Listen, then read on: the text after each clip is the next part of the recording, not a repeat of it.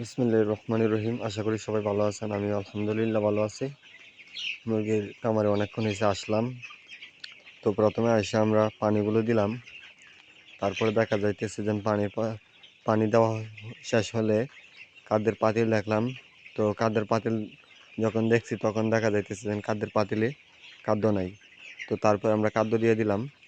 তো এইমাত্র খাদ্য দেওয়া শেষ হয়েছে।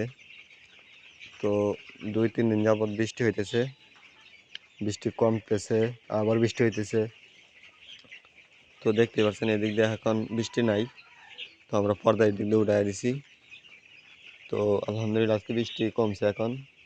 কতক্ষণ আগেই বৃষ্টি কমছে। তো এদিক দিয়ে পর্দা আমরা উঠাই দিছি। তো এই দিক দিয়ে আমরা কিছুটা উঠাই দিছি। তো আমরা ওইদিকে পর্দাটা আমরা এখনো উঠাই নাই। তো ইনশাল্লাহ উঠাই দেওয়ার চেষ্টা করব। তো ভালো থাকুন, সুস্থ থাকুন, দেখাবেন ইনশাল্লাহ।